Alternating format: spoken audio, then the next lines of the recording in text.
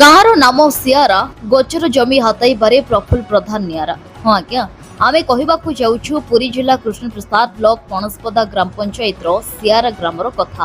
ଦୀର୍ଘ ବର୍ଷ ହେବ ସିଆରା ଗ୍ରାମରେ ଥିବା 8 ଏକର 268 ଡିସିମିଲ୍ ଗୋଚର ଜମିରେ ଗ୍ରାମବାସୀ ଗାଈ ଚରାଇ ଆସୁଥିବା ସହିତ କାଜୁ, ଝାଉଁ ଏବଂ ପଟାସରୁ ଆଦାୟ ହେଉଥିବା ଅର୍ଥ ଗ୍ରାମ ଠାକୁର ପୂଜକଙ୍କ ଖର୍ଚ୍ଚ ବହନ କରିଥାନ୍ତି। ଏଥିସହିତ ଗ୍ରାମ ଶ୍ମଶାନ ମଧ୍ୟ ଏହି ଗୋଚର ଜମିରେ ଅବସ୍ଥିତ। କିନ୍ତୁ ବର୍ତ୍ତମାନ ପାଇଁ ଗ୍ରାମବାସୀମାନଙ୍କ ପାଇଁ ଦୁଃଖର ବିଷୟ ଏହିକି ଯେ ଗ୍ରାମର ଜୈନିକ ବ୍ୟକ୍ତି ସେହି ଗୋଚର ଜମିରେ ଗାଈ ଚରାଉଥିବା ବେଳେ ସେହି ଗ୍ରାମର ପ୍ରଫୁଲ୍ଲ ପ୍ରଧାନ ଏବଂ ତାଙ୍କ ପୁତ୍ର ସେହି ବ୍ୟକ୍ତିଙ୍କୁ କଟୁରୀ ଧରି ହାଣିବାକୁ ଗୋଡ଼ାଇଥିଲେ। ଏହା ଆମ ଜମି, ଏଠାରେ ଗାଈ ଚରା ନାହିଁ। ଜୈନିକ ବ୍ୟକ୍ତି ଗାଁ କମିଟିକୁ ଜଣାଇଥିଲେ। ଗାଁରେ ଗ୍ରାମ୍ୟ ସଭା ବସିଥିଲା। ପରଦିନ ଗାଁ ସଭାପତି ବାବୁଜୀ ପ୍ରଧାନ, ପୂର୍ବତନ ସରପଞ୍ଚ ତ୍ରିନାଥ ପ୍ରଧାନ ଏବଂ ଗାଁର ବିଶିଷ୍ଟ ବ୍ୟକ୍ତିତ୍ୱମାନେ ପୁରୀ କୋର୍ଟକୁ ଆସି ନଥିପତ୍ର ଯାଞ୍ଚ କରି ଜାଣିଥିଲେ ଯେ ପ୍ରଫୁଲ୍ଲ ପ୍ରଧାନ ନିଜ ନାମରେ ଗୋଚର ଜମି କରିବା ପାଇଁ 4ଟି ପଟ୍ଟା ମାଧ୍ୟମରେ କୋର୍ଟ ଅର୍ଡର ନେଇ ଆସିଛି। ଏହା ବିରୋଧରେ ଗ୍ରାମ କମିଟି ଜିଲ୍ଲାପାଳଙ୍କ ନିକଟରେ ଅଭିଯୋଗ କରି ତହସିଲଦାରଙ୍କୁ ଲିଖିତ ଦରଖାସ୍ତ ଦେବା ସହିତ ଉଚିତ ନ୍ୟାୟ ନ ମିଳିଲେ ସିଆରା ଗ୍ରାମବାସୀ ନିଜ ପରିବାର ସହିତ ରାଜରାସ୍ତା ଅବରୋଧ କରିବା ପାଇଁ ଧମକ ଦେଇଛନ୍ତି।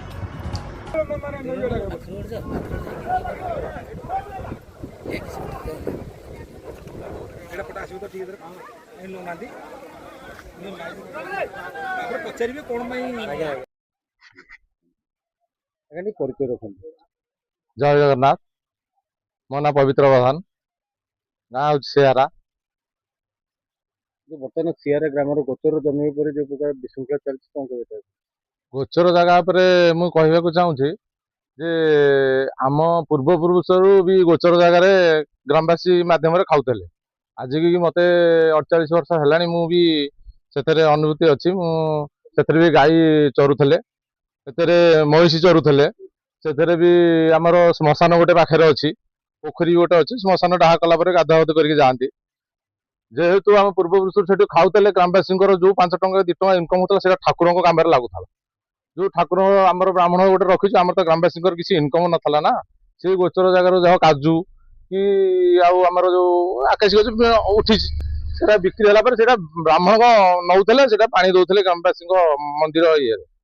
जेहेतु बाप मान रखी से जगह गोचर जगह को आम से गोचर जगह को छाड़ू ना। जेहेतु आम जाणिलु प्रफुल्ल प्रधान जड़े गाँव से गाँव मुख्य थे भी से गाँव दायित्व नौले नौले आम 15-20 दिन पर जाणिलु। जेहेतु आम गाँव गाई चरिया लोक जाते से बाप पुओ पुओ ना हूँ सुमत प्रधान, पिता हूँ प्रफुल्ल प्रधान। से दिज जाम गाँव जो गाई चरौले दिज लोक धमक देखले। जो धमक देखले कहले आम आपको कागज पत्र करूँ, तुम एठू गाई चरब ना। सी आसी गाँ कमिटी डाकिकी गाँ सभार आलोचना को देले। कौन कले ना गाँ सभार कहले आमको ये बेकर कटुरी लगेले, परकना लगेले, आमको गाड़ी गुड़ जो कले, जो गाड़ी जो कले जमी गाँव में माँ भूणी कहार ना ये कथा से कहले। ये तो पूर्वपुरुष ग्रामवासी रखी थे, यहाँ तो ठाकुर जहाँ इनकम होता लगुला। सी कौन कागज पत्र कर आम शुणिला भी गाँ कमिटी बाहर की आम जा द्वारस्थ हेलु कौटी कलेक्टर पाखे। Collector, sub collector, tahsildar, revenue minister, chief minister एम पाखे आम जा द्वारस्थ हेलु। द्वारस्थ है भी आज की 20 दिन है आम कथा कहीं विचार को नहीं ना। जे आम निष्पत्ति नहीं जे आम कथा जो विचार को नने आम आम स्त्री भाई आम गाँ भाई मान को लेकिन आम राजरास्ता को ओह्लैबू। आम जो जाका यार विचार न पाइचु राजरास्ता से जाका अवरोध करूँ। परिचय रखु त्रिनाथ प्रधान, घरटा हूँ सियारा, पोस्ट हूँ पणसपदा, थाना ब्रह्मगिरी, तहसिल आमर ब्रह्मगिरी। आप सियारा ग्राम जो गोचर जमी की नहीं आप जिलापाल को साक्षात करने रिफरेन्स देके तो आज भी तहसिल कार्यालय आसती कौन थी उद्देश्य कौन? उद्देश्य था सियारा मौजार एकमात्र ही 8 एकर 56 डिसिमिल हूँ गोचर। सी जगह को दीर्घ धरी दिन धरी बाप अणकोशी बाप अमलू सियारा ग्रामवासी दखल कर आसते। तादे भी जो गाई महिषी जाबत्य प्रकार से चरती से छोट छोट गछ जो अच्छी किसी लकाम गछ आ पोला गछ से जो किसी इनकम हुए ठाकुर नीति नियम चले। से जगह को एवं 15 दिन तले जेहेतु ଆମ ସିଆରାର ଜଣେ ପ୍ରଫୁଲ୍ଲ ପ୍ରଧାନ ବୋଲି ଜଣେ ଗ୍ରାମକ ସେ କହିଲେ ଏ ଜାଗା କୋର୍ଟ ମୋ ଫେଭରରେ ଦେଇଛି ଅର୍ଡର, ଆପଣ ମାନେ ଏ ଜାଗାରୁ ଯାଆନ୍ତୁ। ଆମେ ଶୁଣିବା ପରେ ଆମେ ଯାଇକି ତା ଯେତେବେଳେ ନକଲ ପତ୍ର କାଢିଲୁ, ଗତକାଲି ଯାଇକି କଲେକ୍ଟର ସାଙ୍ଗରେ ଦେଖା ହେଇଥିଲୁ। କଲେକ୍ଟର ସାଙ୍ଗରେ ଦେଖା ହେଲା ପରେ କଲେକ୍ଟର ବି ଆମକୁ ରିସିଭ୍ କଲେ। ରିସିଭ୍ କଲା ପରେ ବି ସେ ତହସିଲଦାରଙ୍କ ପାଖକୁ ଲେଖିଥିଲେ ଆପଣମାନେ ଯାଇକି ତହସିଲଦାର ସାଙ୍ଗକୁ ଦେଖାନ୍ତୁ। ଆଜି ସେଇ ଉଦ୍ଦେଶ୍ୟ ନେଇକି ଆମେ ଗାଁରୁ 10 ଜଣ ଆସିଛୁ ତହସିଲଦାରଙ୍କ ପାଖକୁ। ତହସିଲଦାରଙ୍କ ପାଖକୁ ଆସିଲା ପରେ ତହସିଲଦାର ପରେ କଲେକ୍ଟରଙ୍କ ରିସିଭ୍ ଆଉ ବର୍ତ୍ତମାନ ଆଜି ଆମର ସେ ଖାତା କାଚନ ଦେଖିଲା ପରେ କହିଲେ ଆପଣମାନେ ଯାଆନ୍ତୁ, କିଛି ବ୍ୟସ୍ତ ହୁଅନ୍ତୁନି। ୟା ପରେ ଯଦି କୋର୍ଟ କଣ ଅର୍ଡର କରିଛି ଆମେ ନିଶ୍ଚୟ ୟା ପରେ ଅପିଲ କରିବା, ଆପଣମାନେ କିଛି ବ୍ୟସ୍ତ ହୁଅନ୍ତୁ ନାହିଁ। ତ ଏଠି ଶୁଣିବାକୁ ମିଳୁଛି ଯେ ବର୍ତ୍ତମାନ ଯୋଉ ପ୍ରଫୁଲ୍ଲ ପ୍ରଧାନ ସେ ବର୍ତ୍ତମାନ ଆପଣ କିଛି ଗ୍ରାମବାସୀ ବି ତାଙ୍କ ପୁଅର ତାଙ୍କର ମାରିବାକୁ ଗୋଡେଇଥିଲେ ବୋଲି ଶୁଣିବାକୁ ନାଇଁ ସିଏ ବର୍ତ୍ତମାନ ସେଥିରୁ ସିଏ ଯୋଉ ଗୋଚର ଜାଗାରେ ଦେଇକି ଜଣେ ଲୋକ ବର୍ତ୍ତମାନ ତାର ପୂର୍ବରୁ ଗୋଟେ ସ୍ଥିତିବାନ ଜାଗା ତା ଦୂରରେ ଅଛି, ସେବାଟେ ଦେଇକି ଗଲା ପରେ ସିଏ ପ୍ରଫୁଲ୍ଲ ପ୍ରଧାନଙ୍କ ପୁଅ, ସିଏ ଆମ ଗାଁର ଜଣେ ନିଧି ପ୍ରଧାନ ବୋଲି ଜଣେ ଲୋକ, ତାକୁ ସିଏ ବାଡିଆକୁ ଗୋଡେଇଥିଲା। ତ ବର୍ତ୍ତମାନ ଆଗକୁ କଣ ଚାହୁଁଛନ୍ତି? ଆମେ ଚାହୁଁଛୁ ଗଭର୍ଣ୍ଣମେଣ୍ଟ ଆମ ଯେମିତି ଜାଗାଟା ଯୋଉ ସ୍ଥିତାବସ୍ଥା ଭିତରେ ଥିଲା ଗୋଚର ହେଇକି ସିଆରା ମୌଜାରେ ସେ ରହୁ। ଯଦି କିଛି ଅସୁବିଧା ହବ ନିଶ୍ଚୟ ଆମେ ଗ୍ରାମବାସୀ ରାଜପଥକୁ ଓହ୍ଲେଇବୁ ବୋଲି ଆମେ ବି ଫାଇନାଲ ନେଇଛୁ। ଯଦି ଆପଣ ରାଜରାସ୍ତାରେ ଆନ୍ଦୋଳନ କରିବେ ବୋଲି ଆଶା ପ୍ରକାଶ କରିଛନ୍ତି, ଯଦି ସରକାର ଆପଣଙ୍କୁ ଉଚିତ ନ୍ୟାୟ ନ ଦିଅନ୍ତି? ଉଚିତ ନ୍ୟାୟ ଦେଲେ ଆମର କିଛି କହିବାର ନାହିଁ। ଆମେ ଯେମିତି ଗାଈ ଗୋରୁ ଯେତେବେଳେ ଚଳନ୍ତୁ, ଆମର କିଛି ଦାବି ଆପତ୍ତି ନାହିଁ। କାଲି ଜିଲ୍ଲାପାଳ ଆଜି ତହସିଲଦାର ଦୁଇ ଜଣଙ୍କ ସାଙ୍ଗେ ଆପଣ କଥା ହେଲେ, ତ ଆପଣ କେତେରୁ ଆଶା ଆମେ ଆଶା ରଖିଛୁ, ଆମେ ନିଶ୍ଚିତ ଆଶା ରଖିଛୁ, ଆମ ଆଶା ସଫଳ ହବ ବୋଲି। ମୋ ନାଁ ବାପୁଜୀ ପ୍ରଧାନ, ସିଆର ସଭାପତି। ତ ବର୍ତ୍ତମାନ ସିଆର ଗ୍ରାମରେ ବର୍ତ୍ତମାନ ଖେଳ ପଡିଆ ନେଇକି ବର୍ତ୍ତମାନ ଚାଲିଛି ଯୋଉ ପ୍ରକାର ଖେଳ ପଡିଆ ନୁହେଁ, ଗୋଚର ଜମିକୁ ନେଇ। କଣ କହିବେ ତାକୁ? କଣ କହେ, ଗୋଚର ଆମର ଯୋଉ ସିଆରା ରେଭେନ୍ୟୁ ଭିଲେଜରେ ଗୋଚର 8 ଏକର 50 ଡିସେଣ୍ଟ ଗୋଚର। ସେ ପୂର୍ବପୁରୁଷରୁ ଗ୍ରାମବାସୀ ତାକୁ ଭୋଗ ଦଖଲ କରି ଆସୁଛନ୍ତି।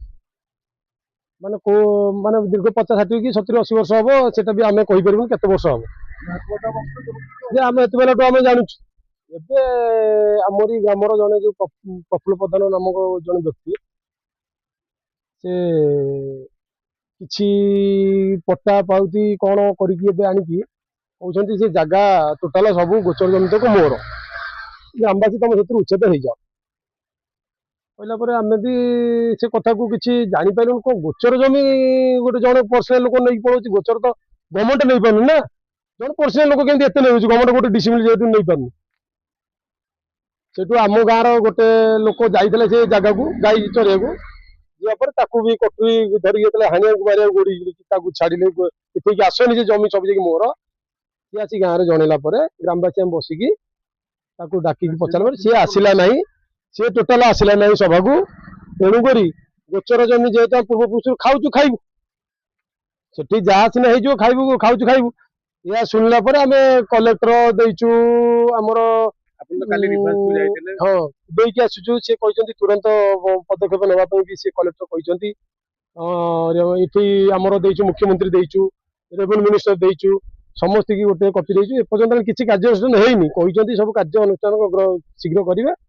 ତେଣୁକରି ଯଦି ୟାର ଫଳାଫଳ ଆମକୁ ନ ମିଳେ ଶୀଘ୍ର, ଆମେ ଟୋଟାଲ ଗ୍ରାମବାସୀ ରାସ୍ତା ରୋକ କରିବୁ ଆଉ। ଧନେଶ୍ୱର ପ୍ରଧାନ, ପିତା ନଟବର ପ୍ରଧାନ, ଗ୍ରାମ ସିଆରା, ପୋଷ୍ଟ ପଣସପଦା, ଥାନା ବ୍ରହ୍ମଗିରି, ତହସିଲଭୁକ୍ତ। ଆପଣଙ୍କର ବର୍ତ୍ତମାନ ଯୋଉ ସିଆରରେ ଯୋଉ ଗୋଚର ଜମିକି ନେଇ ବର୍ତ୍ତମାନ ଗ୍ରାମବାସୀ ଏବଂ ପ୍ରଫୁଲ୍ଲ ପ୍ରଧାନ ଭିତରେ ଯୋଉ ଚାଲିଛି, କଣ କହିବେ ତା ଉପରେ?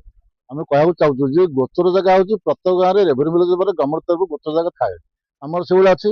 କିନ୍ତୁ ଆମର କେବଳ ଟୋଟାଲ ହଉଛି 8 ଏକର 56 ଡିସିମିଲ୍। ଦୀର୍ଘ ବର୍ଷରେ ଆମେ ସେତେବେଳେ ମତେ ହେଲାଣି 75 ବର୍ଷ, ଆମେ ସେତେବେଳେ ଦେଖୁଛୁ ମତେ ଗ୍ରାମବାସୀ ଅଧୀନ ଅଛି, ଗୋରୁ ଚଳନ୍ତି। ଗତ ବର୍ଷ ଯେଉଁଭଳି ପ୍ରବାସୀ ଭାରତୀୟ ଆସିଲେ 4000 ଗାଈ ଖଣ୍ଡି ଭିତରେ ରଖିଲେ, ଆମରି ଗାଁ ତତ୍ତ୍ୱାବଧାନରେ, ପିଲାଙ୍କ ତତ୍ତ୍ୱାବଧାନରେ ବର୍ତ୍ତମାନ ଗୋରୁ ରହିଲେ, ଖାଇବା ଯାବତୀୟ ଜିନିଷ ତାଙ୍କର ଭରଣ କରାହେଲା। ଏବେ ସେ ଗୋଟେ ଚଞ୍ଚକତା ଲୋକ ପ୍ରଫୁଲ୍ଲ ପ୍ରଧାନ, ଏଇ ମାନେ ହେରାଫେରି କରିବା ଲୋକ, ସେ ଏକ୍ସପର୍ଟ ନମ୍ବର 1। ସେ କିଛି ଗୋଟେ ଚଞ୍ଚକତା କରିକି 4ଟା ପଟ୍ଟା, 4ଟା ପ୍ଲଟ, ସେ 4ଟା ପ୍ଲଟଟା କିନ୍ତୁ ବର୍ତ୍ତମାନ ଗୋଟେ ଫଲ୍ସ ପଟ୍ଟା କରିକିରି ସେ କହୁଛି ବର୍ତ୍ତମାନ ଜାଗାଟା ବର୍ତ୍ତମାନ ମୋର, ମୋ ନାଁରେ କରିଦେଇଛି, ଶୀଘ୍ର ବର୍ତ୍ତମାନ ଉଚ୍ଛେଦ ହେବ। ଆମେ ତ ଜାଣିପାରିଲୁ କଣ ଗୋଚର ଜାଗା କିନ୍ତୁ ଆମର ସମ୍ଭବ ନୁହଁ, କୁଆଡେ ତ ଗଭର୍ଣ୍ଣମେଣ୍ଟ କାହାକୁ ନେଇପାରୁନି, ବ୍ୟକ୍ତିଗତ ଲୋକ ନେଇପାରୁନି, ଇଏ କେମିତି ନେଇଗଲା? ଆମେ ପ୍ରକୃତ ତନାଘନା କରିବା ପରେ ସେ 4ଟା ପଟ୍ଟା କୋଉଟା ହାତେଇଛି ତହସିଲକୁ, ଫର୍ଜରୀ ପଟ୍ଟା କରିଛି ନିଶ୍ଚିତ। ଆଚ୍ଛା ସେ ପଟ୍ଟା ରେକର୍ଡ ସଂସ୍ଥାନ ବର୍ତ୍ତମାନ ଆର୍ଆଇ ଅଫିସର ହବା କଥା, ଆର୍ଆଇ ଅଫିସର ରେକର୍ଡ ସଂସ୍ଥାନ ହେଇନାହିଁ। ଇଆଡୁ ଯେମିତି ହେଲା ଆମେ ଗ୍ରାମବାସୀ ଚିନ୍ତା ବାସି ହେଲାଣି। ବର୍ତ୍ତମାନ ଗ୍ରାମବାସୀ ଯେମିତି ବସି ଚିନ୍ତା କଲୁ, ଗୋଟିଏ ଲୋକ ସିଏ ଆମ ହଉଛି ବର୍ତ୍ତମାନ 76 ଘର ପରିବାର ଆମର ସେୟାରରେ। ଗୋଟେ ଲୋକ ଯେତେ ଯାହା ହବ ବର୍ତ୍ତମାନ ଆମେ ଛାଡ଼ିବୁ କି? ଯାହା ହେଇଯାଉ ଛାଡ଼ିବା ପ୍ରଶ୍ନ ଉଠୁନି। ଏଥିପାଇଁ ସ୍ୱତନ୍ତ୍ର ଭାବରେ କାହାକୁ ଆପଣ ଦାୟୀ କରିବେ? ତହସିଲଦାରର ଯୋଉମାନେ ନିଶ୍ଚିତ ପଟ୍ଟା ତାକୁ ଦେଲା କିଏ? ତହସିଲ କି ଦେଇ ପଟ୍ଟା ଦେଲେ ପଟ୍ଟା କିଏ ଦେବା କଥା? ପଟ୍ଟା ତହସିଲ ଦେବେ। ସେ କୋଉ ତହସିଲରେ ପଟ୍ଟା ଦେଲେ? ଗଲା ପଟ୍ଟାଟା ଏମିତି ତାର ଗୋଟେ ଗାଇଡଲାଇନ ଅଛି। ପଟ୍ଟାଟା କରିବା ବେଲେ ଆପଣଙ୍କୁ ଆଗକୁ ଯଦି ଉଚିତ ନ୍ୟାୟ ନ ମିଳେ ଆପଣ କଣ କରିବେ? ଆମେ ନିଶ୍ଚୟ ଶପଥ ଆମେ ନେଇଛୁ, ଗ୍ରାମବାସୀ ଗୋଟେ ଶପଥ ନେଇଛୁ, ଲୋକନାଥ ପାଖରେ ନିୟମ କରିଛୁ। ଆମେ ଏଠି ଆମ ଖଣ୍ଡଳା ପାଖରେ ମାନେ ପିଲା ବଡ଼ ହେଇକି ବର୍ତ୍ତମାନ ରାସ୍ତାରେ କରିବୁ, ଯାହା ହବ।